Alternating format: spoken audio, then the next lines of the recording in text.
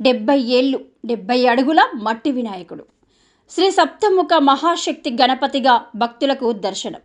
తుది దశకు చేరుకున్న నిర్మాణ పనులు. ప్రతి ఏటా హైదరాబాద్ మహానగరంలో గణేష్ ఉత్సవాలను అంగరంగ వైభవంగా నిర్వహిస్తారు. అందులో ఖైరతాబాద్ గణేశుడికి ప్రత్యేక స్థానం ఉంది.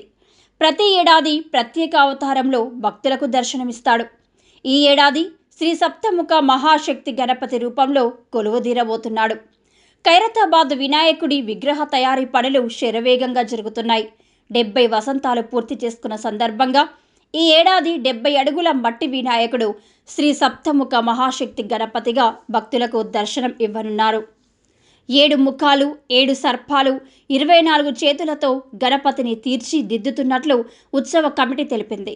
మహాగణపతికి కుడివైపున శ్రీనివాస కళ్యాణం, ఎడమవైపున శివపార్వతుల కళ్యాణంతో పాటు ప్రత్యేక ఆకర్షణగా అయోధ్య బాలరాముడి విగ్రహం కూడా ఏర్పాటు చేస్తున్నట్లు కమిటీ సభ్యులు పేర్కొన్నారు.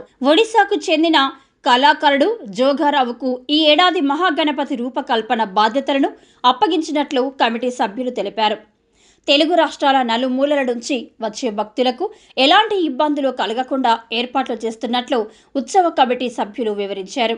గత ఏడాది మహాగణపతిని దర్శించుకునేందుకు దాదాపు 35 లక్షల పైచిలుకు భక్తులు వచ్చారని, ఈ ఏడాది భక్తుల సంఖ్య మరింత ఎక్కువగా ఉండే అవకాశం ఉందన్నారు.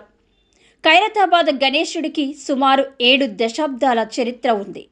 1954లో సింగరి శంకరయ్య అనే స్థానిక భక్తుడు ఆలయంలో 1 అడుగు ఎత్తున్న గణపతి విగ్రహాన్ని ప్రతిష్ఠించి సామూహిక పూజలు చేశారు. అలా 2014 వరకు ప్రతి ఏటా 1 అడుగు ఎత్తు పెంచుతూ విగ్రహాన్ని తయారు చేశారు. 2019లో 61 అడుగుల ఎత్తున్న గణపతిని తయారు చేయగా భారతదేశంలోనే అత్యంత ఎత్తైన విగ్రహంగా రికార్డులకెక్కింది.